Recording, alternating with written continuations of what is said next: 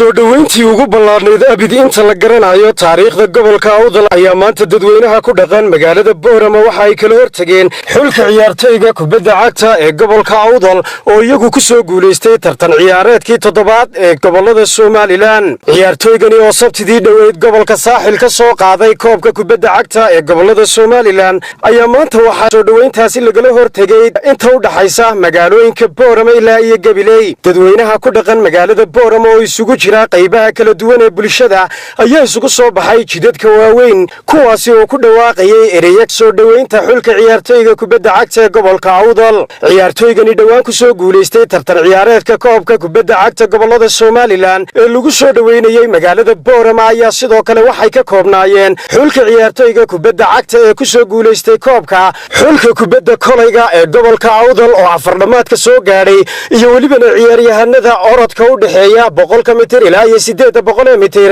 kuwaasi oo kaalmaha hore ka soo galay tartan ciyaareedkii dhawaan lagu soo gabagabeeyay magaalada Hargeysa waa kuwan qaar ka mid ah dadweynaha ku dhaqan magaalada Boorama oo iyagu ka waramaya dareenkooda iyo shucuurtooda ku aadan soo dhaweynta ay kala hortageen ciyaartoyga lagu soo dhaweynayay gobolka Awdal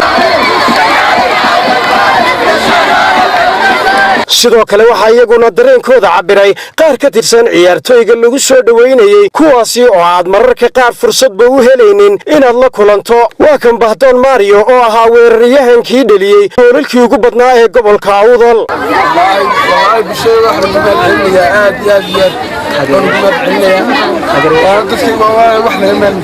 soo dhaweynta ballaadhan ee maanta loo sameeyay ciyaartoyga gobolka Awdal ayaa noqon doonta mid taariikhi ah oo ku suntan soo dhaweyntii ugu ballaadhneyd abid ee laga sameeyay magaalada Boorama ugu dambeyntii dadweynaha ku nool magaalada Boorama oo gabi ahaanba aanu kala hadhin soo dhaweynta ciyaartoyga gobolka Awdal ayaa si weyn isugu soo baxay laga soo bilaabo maanta oo Salaaso ahayd duhurkii ilaa iyo fiidnimadii caawa taasi oo aanay dadweynuhu weli ka faaruqin jidadka waa Ibraahim Cabdillaahi Ibraahim Suxufi telefishinka caalamiga ah ee Bulsha TV magaalada Boorama